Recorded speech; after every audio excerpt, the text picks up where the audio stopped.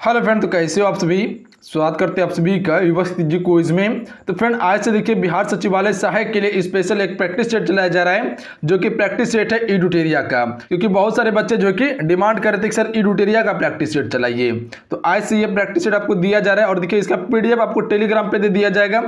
पूरा 150 क्वेश्चन का पीडीएफ है। ये सारा पीडीएफ आपको टेलीग्राम पे दे देंगे, तो वहां से जाके आप सभी डाउनलोड कर लीजिएगा। टेलीग्राम का नाम युवा शक्ति जी के क्विज है, अन्यथा आप सभी जाके डायरेक्ट लिंक से जुड़ सकते हैं। तो चलिए शुरू करते हैं। आइए आज की सेट का फर्स्ट क्वेश्चन देखिए। भारतीय संविधान में सर्वाधिक प्रभाव निम्न में से किसका माना जाता है। अगर इन सेट में किसी भी क्वेश्चन का आंसर पता हो तो अपना आंसर आप सभी नीचे कमेंट बॉक्स में बता सकते हैं। चलिए बताएंगे इस क्वेश्चन का राइट आंसर क्या होगा।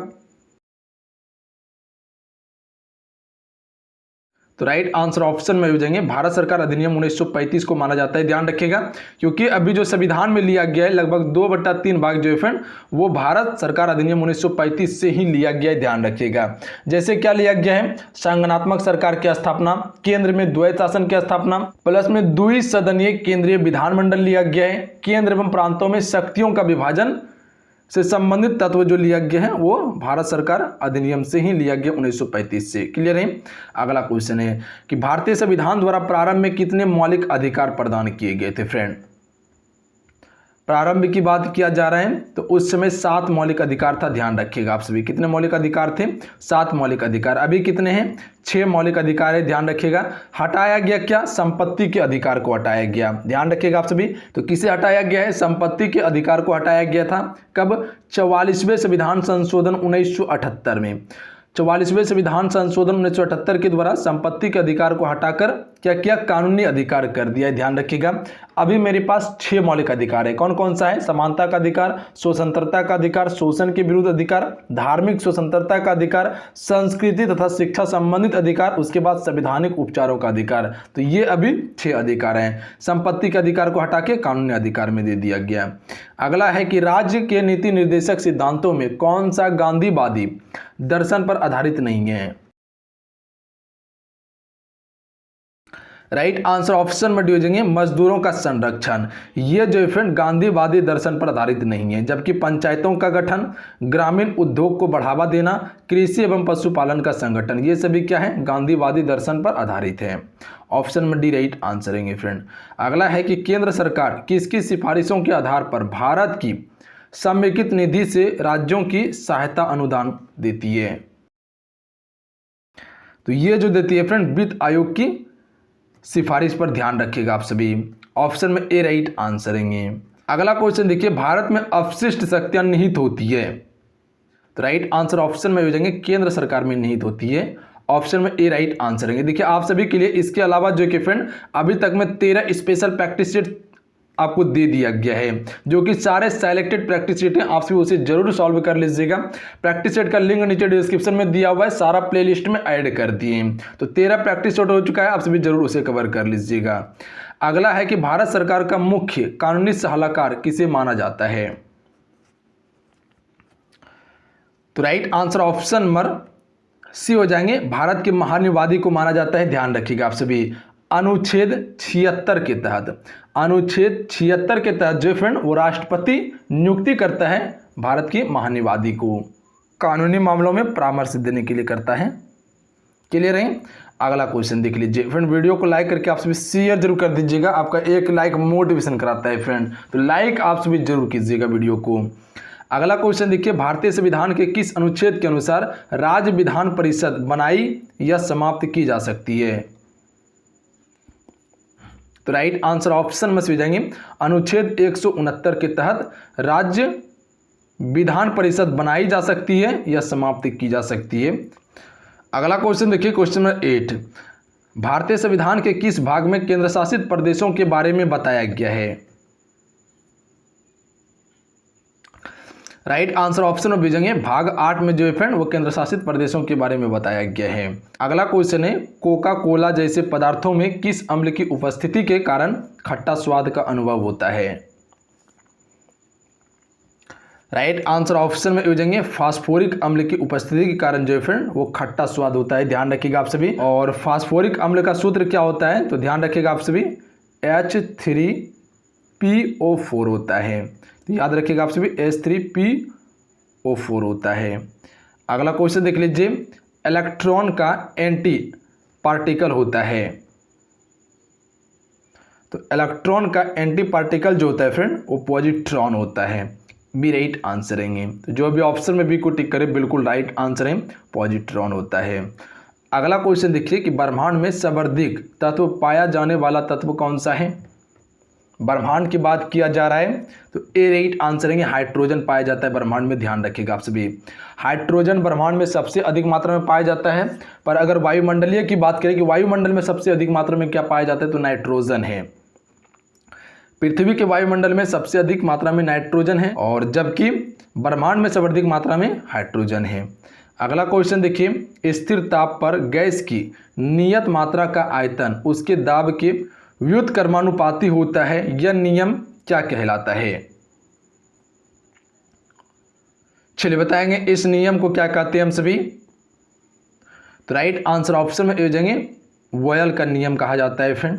किसका नियम कहा जाता है, बॉयल का नियम कहा जाता है। अगला है कि धुआं किस प्रकार के विलयन का उदाहरण है। चलिए क्वेश्चन में 13 के लिए आप राइट आंसर बताएंगे। देखिए पूरा 150 क्वेश्चन का आपको पीडीएफ टेलीग्राम पे दे देंगे, तो वहां से जाके आप सभी डाउनलोड कर लीजिएगा।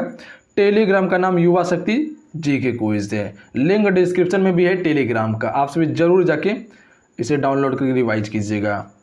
तो धुआं किस प्रकार की विलयन का उदाहरण है, तो गैस में ठोस का उदाहरण है। ऑप्शन में बी राइट आंसर है। अगला क्वेश्चन देख लीजिए, ऑक्सीकरण तथा अवकरण दोनों जैसा आचरण करने वाला पदार्थ निम्न में से कौन नहीं है। राइट आंसर ऑप्शन में दीजिएंगे, नाइट्रिक अम्ल नहीं है। ध्यान रखिएगा आप सभी, ऑक्सीकरण तथा अवकरण दोनों जैसा आचरण करने वाला पदार्थ नाइट्रिक अम्ल नहीं है, जबकि हाइड्रोजन सल्फाइड है, हाइड्रोजन पेरोक्साइड है और सल्फर डाइऑक्साइड है। अगला क्वेश्चन देखिए, भारत के प्रथम गवर्नर जनरल कौन थे।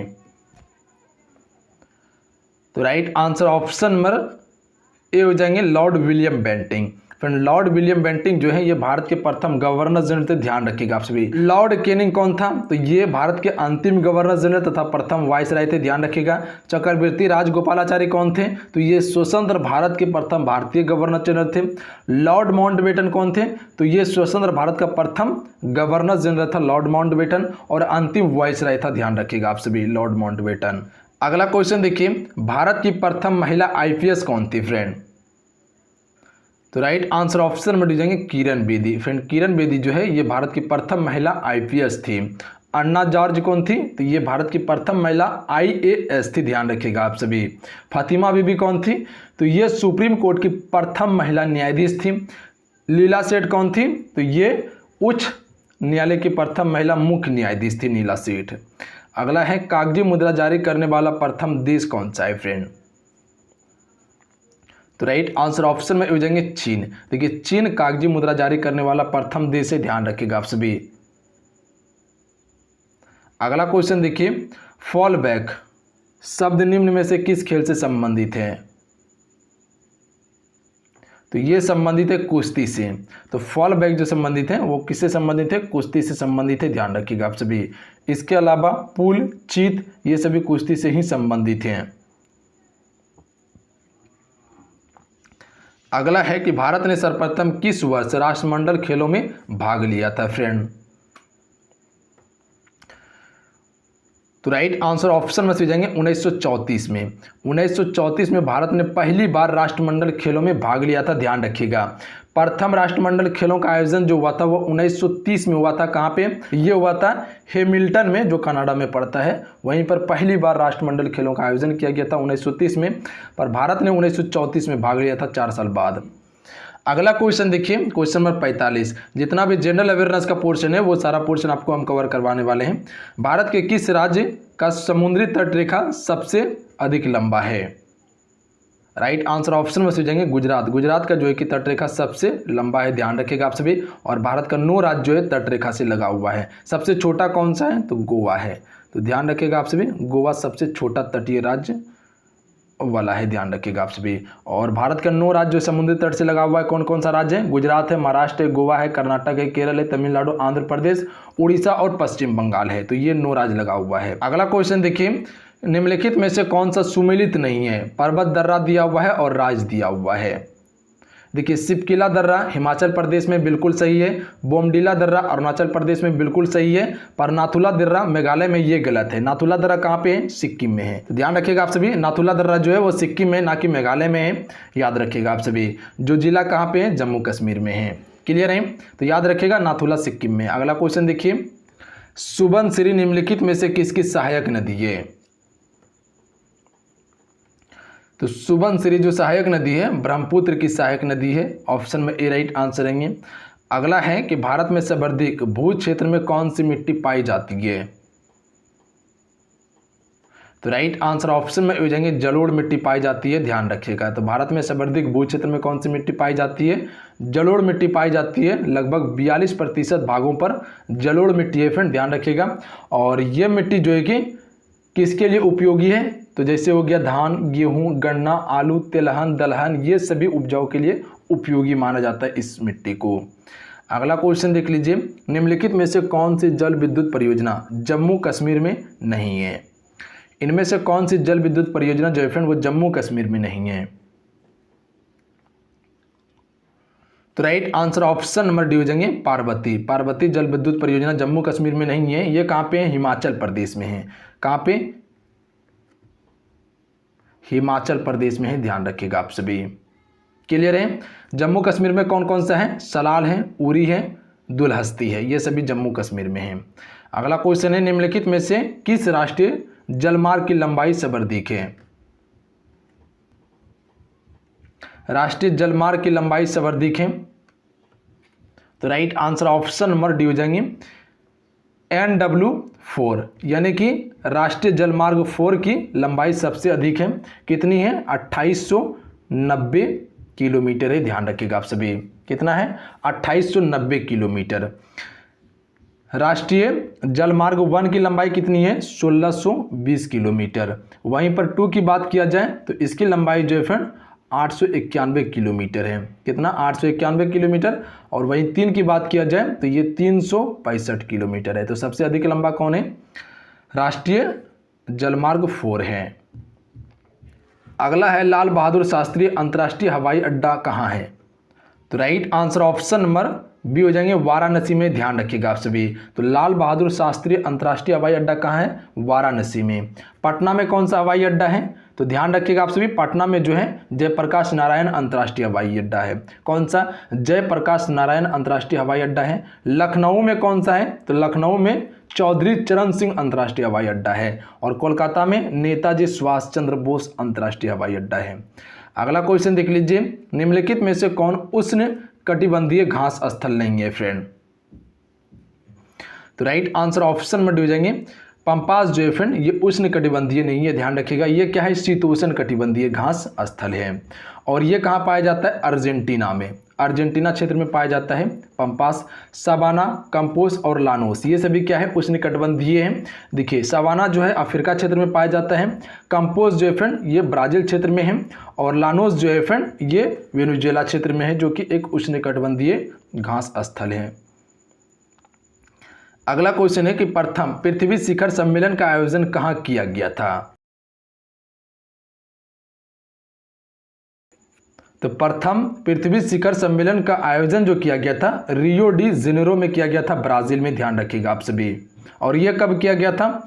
1992 में किया गया था संयुक्त राज्य अमेरिका द्वारा। किस लिए किया गया था? तो पर्यावरण तथा सतत विकास पर पहल करने के लिए किया गया था। अगला क्वेश्चन ये बन रहा है कि राष्ट्रीय पर्यावरण अभियांत्रिक शोध संस्था निम्न में से कहाँ अवस्थित है? तो ये अवस्थित है नागपुर में। ध्यान रखिएगा आप सभी। तो राष्ट्रीय पर्यावरण अभियांत्रिक शोध संस्था जो है नागपुर में स्थित है। अगला है कि पर्यावरण संरक्षण के लिए ग्रीन आर्मी कहाँ प्रारंभ किया गया था? तो ये ऑस्ट्रेलिया में प्रारंभ किया गया था। ध्यान रखिएगा आप सभी। पर्यावरण संरक्षण के लिए ग्रीन आर्मी का जो प्रारंभ किया गया है ऑस्ट्रेलिया में किया गया है।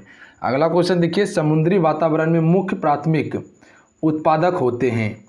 तो राइट आंसर ऑप्शन में देंगे फाइटोप्लैंक्टन्स होते हैं। ध्यान रखिएगा आप सभी। समुद्री वातावरण में मुख्य प्राथमिक उत्पादक। अगला क्वेश्चन है, मॉन्ट्रियल प्रोटोकॉल निम्न में से किससे संबंधित है? तो ये ओजोन परत के क्षय को रोकता है। ध्यान रखिएगा आप सभी।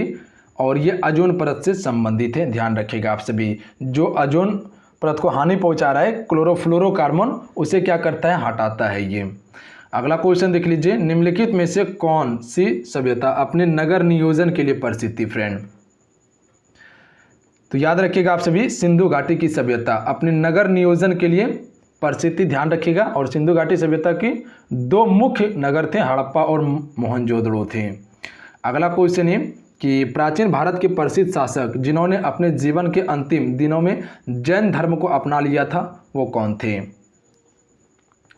तो याद रखिएगा आप सभी, चंद्रगुप्त मौर्य। चंद्रगुप्त मौर्य ने अंतिम दिनों में जैन धर्म की दीक्षा ली थी, किससे, भद्रबाहु से। भद्रबाहु से जैन धर्म की दीक्षा ली थी और श्रवण बेलगोला जो कर्नाटक में पड़ते हैं, वहीं पर इसकी मृत्यु हुई थी 298 ईसा पूर्व में। कब, 298 ईसा पूर्व में हुआ था। उपास रखा था और इसी में इसका शरीर त्यागा था। अगला क्वेश्चन, निम्नलिखित में से कौन सा कला ग्रीक बौद्धिक कला के नाम से भी जाना जाता है। तो गंधार कला को जाना जाता है, ऑप्शन में सी राइट आंसर रहेंगे। अगला क्वेश्चन देख लीजिए, चंगेज खान ने किसके शासनकाल में भारत की सीमाओं पर आक्रमण किया था। राइट आंसर ऑप्शन में दीजिएंगे, इल्तुतमिश के शासनकाल में भारत की सीमाओं पर चंगेज खान ने आक्रमण किया था। तो option number D right answer रहेंगे। इसी के द्वारा कुतुब मीनार निर्माण कार्य को पूरा किया गया था और ये कौन थे, कुतुबुद्दीन ऐबक के दामाद थे। अगला क्वेश्चन देख लीजिए, अगला क्वेश्चन है कि दिल्ली सल्तनत का अंतिम वंश था। तो राइट आंसर ऑप्शन में दीजिएंगे, लोधी वंश दिल्ली सल्तनत का अंतिम वंश था और 1526 में पानीपत का प्रथम युद्ध हुआ था और इस युद्ध में क्या हुआ, लोधी वंश का हार हुआ था, किसका, इब्राहिम लोधी का। और उसके बाद मुगल वंश की स्थापना हुई थी। दिल्ली सल्तनत पे कुल 5 वंशों ने शासन किया था। कौन कौन सा था, गुलाम वंश था, उसके बाद जो है कि खिलजी वंश था, तुगलक वंश था, सैयद वंश था और लोधी वंश था। लोधी वंश अंतिम था। अगला क्वेश्चन देखिए, क्वेश्चन में 63 कर लेते। अकबर द्वारा शुरू किया गया नया धर्म दीन ए इलाही का मूल उद्देश्य क्या था। तो इसका मुख्य उद्देश्य था विश्व बंधुत्व, ध्यान रखिएगा आप सभी। और इस धर्म को अपनाने वाला पहला हिंदू शासक बीरबल था। अगला क्वेश्चन है कि भारतीय राष्ट्रीय कांग्रेस के प्रथम मुस्लिम अध्यक्ष थे।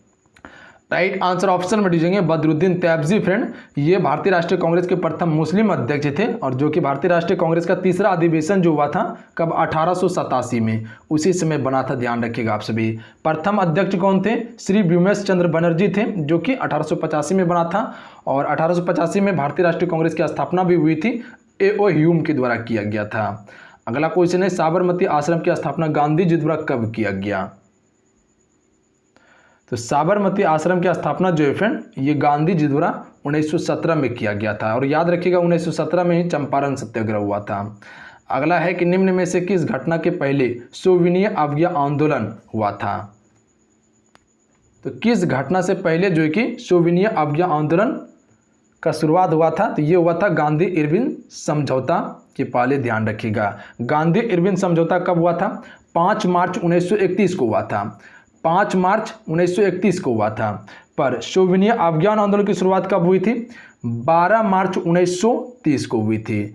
12 मार्च 1930 को हुई थी, ध्यान रखिएगा आप सभी। तो क्वेश्चन क्या कहा गया कि किस घटना के पहले सविनय अवज्ञा आंदोलन शुरू हुआ था। तो गांधी इरविन समझौता के पहले हुआ था, ध्यान रखिएगा आप सभी, 1930 में ही शुरू हुआ था। साइमन कमीशन कब आया था, तो ये 1928 में आया था, ध्यान रखिएगा आप सभी। भारत 1928 में आया था।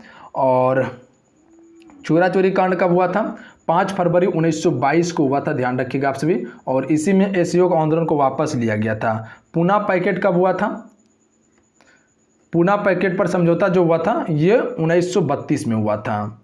कब, 1932 में हुआ था। तो क्वेश्चन के हिसाब से गांधी इरविन समझौता होंगे, ध्यान रखिएगा आप सभी, क्योंकि आसपास में गांधी इरविन समझौता ही था। और साइमन कमीशन और चोरा चोरी कांड बहुत आगे हो जाता है। अगला क्वेश्चन है कि रविन्द्रनाथ टैगोर की गीतांजलि निम्न में से किसका संग्रह है। गीतांजलि के लिए रविन्द्रनाथ टैगोर को 1913 में नोबेल पुरस्कार दिया गया था, ध्यान रखिएगा आप सभी। कब, 1913 में दिया गया था गीतांजलि के लिए। और इसमें जो है कि भाषा लिखी गई थी वो मुख्य रूप से बांग्ला भाषा थी और ये कविताओं का संग्रह है, याद रखिएगा। ए राइट आंसर है, किसका है, कविताओं का है। अगला क्वेश्चन है, भारत ने किस देश को हराकर पहली बार थॉमस कप का खिताब जीता। राइट आंसर ऑप्शन में भेजेंगे इंडोनेशिया को हराकर पहली बार कौन सा खिताब जीता? थॉमस खिताब जीता था। अगला है कि हाल ही में भारत के नए मुख्य निर्वाचन आयुक्त किसे बनाया गया है? तो राइट आंसर ऑप्शन में भेजेंगे राजीव कुमार को बनाया गया है मुख्य निर्वाचन आयुक्त। ए राइट आंसर है फ्रेंड। अगला क्वेश्चन है कि दुनिया के पहले पहियों पर संग्रहालय का उद्घाटन भारत के किस शहर में किया गया है?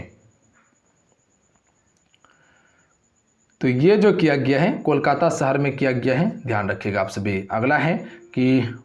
अगला है टाटा आईपीएल 2022 का खिताब किस टीम ने जीता है फ्रेंड? तो आप सबको पता होंगे गुजरात टाइटंस ने जीता है। बी राइट आंसर रहेंगे। अगला है एलिजाबेथ बोर्न हाल ही में किस देश की प्रधानमंत्री बनी है? राइट आंसर ऑप्शन में हो जाएंगे फ्रांस की प्रधानमंत्री बनी है, ध्यान रखिएगा आप सभी। अगला क्वेश्चन है अंतर्राष्ट्रीय बुकर पुरस्कार 2022 हेतु किसे चुना गया है? तो ए राइट आंसर है गीतांजलि श्री को चुना गया है अंतर्राष्ट्रीय बुकर पुरस्कार 2022 हेतु। ऑप्शन में ए राइट आंसर है। अगला क्वेश्चन देख लीजिए कोविड-19 महामारी के समय निम्न में से किस एक्ट के तहत भारत सरकार ने फेस मास्क और सैनिटाइजर्स को अनिवार्य घोषित की है? राइट आंसर ऑप्शन में डी जाएंगे आवश्यक वस्तु अधिनियम 1955 के तहत किया था, ध्यान रखिएगा आप सभी। अगला क्वेश्चन है विश्व पृथ्वी दिवस 2022 का थीम क्या है? तो राइट आंसर ऑप्शन में हो जाएंगे इन्वेस्ट इन आवर प्लेनेट, ध्यान रखिएगा आप सभी। ऑप्शन में ए राइट आंसर रहेंगे। अगला क्वेश्चन है राइडिंग फ्री माई ओलंपिक जर्नी पुस्तक किसके द्वारा लिखी गई है? तो राइट आंसर ऑप्शन में हो जाएंगे इम्तियाज अनीस के द्वारा लिखी गई है ये पुस्तक। अगला क्वेश्चन देखिए कि हाल ही में किस देश द्वारा विकसित दुनिया के पहले डीएनए आधारित वैक्सीन ZY कोविड के आपातकालीन उपयोग को मंजूरी दी गई है? तो राइट आंसर ऑप्शन में से जाएंगे भारत द्वारा विकसित की गई है, ध्यान रखिएगा आप सभी। अगला क्वेश्चन देखिए क्वेश्चन में 129 निम्नलिखित में से कौन सा कोशिका कांग पादप कोशिका में पाया जाता है किंतु जंतु कोशिका में नहीं पाया जाता है फ्रेंड? तो राइट आंसर ऑप्शन में हो जाएंगे क्लोरोप्लास्ट जो कि फ्रेंड पादप कोशिका में पाया जाता है किंतु जंतु कोशिका में नहीं पाया जाता है। जंतु कोशिका में क्या पाया जाता है? एंडोप्लाज्मिक, माइटोकॉन्ड्रिया, राइबोसोम, ये सभी पाए जाते हैं। अगला क्वेश्चन है कि इंसुलिन का आविष्कार किसने किया था? तो राइट आंसर ऑप्शन में हो जाएंगे बेंटिंग एवं बेस्ट ने इंसुलिन का आविष्कार किया था और ये कब किया था? 1932 में किया था, ध्यान रखिएगा आप सभी। अगला है दो अस्थियां एक दूसरे से किसी अन्य संयोजी ऊतक द्वारा जुड़ी हो सकती है जिसे डैश कहा जाता है? तो राइट आंसर ऑप्शन में हो जाएंगे स्नायु कहा जाता है, इसे ध्यान रखिएगा आप सभी। अगला क्वेश्चन है 132 नंबर निम्नलिखित में से कौन सा सही सुमेलित नहीं है? तो right answer option number C हो जाएंगे विटामिन ए एस्कॉर्बिक अम्ल है, ये बिल्कुल गलत है। एस्कॉर्बिक अम्ल जो है फ्रेंड ये विटामिन सी का नाम है, ध्यान रखिएगा आप सभी।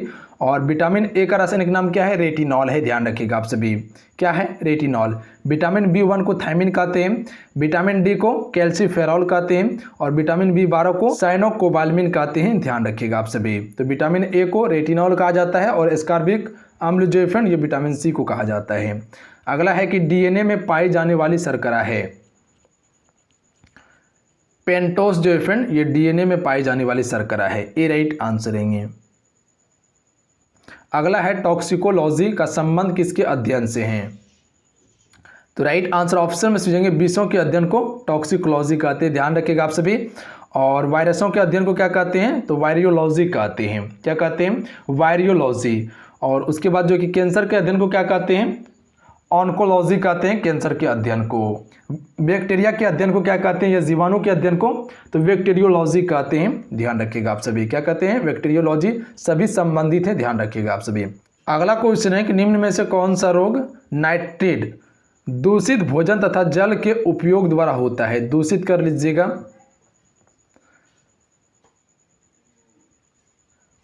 तो ये रोग जो होता है ब्लू बेबी सिंड्रोम रोग होता है, ध्यान रखिएगा आप सभी। बी राइट आंसर रहेंगे। अगला क्वेश्चन है कि निम्नलिखित में से कौन सा एंजाइम है जो भोजन में उपस्थित हानिकारक जीवाणुओं को नष्ट करने का काम करता है? लाइसोजाइम। लाइसोजाइम एंजाइम जो है फ्रेंड ये भोजन में उपस्थित हानिकारक जीवाणुओं को नष्ट करने का काम करता है। अगला है कि निम्नलिखित में से कौन सा सुमेलित है?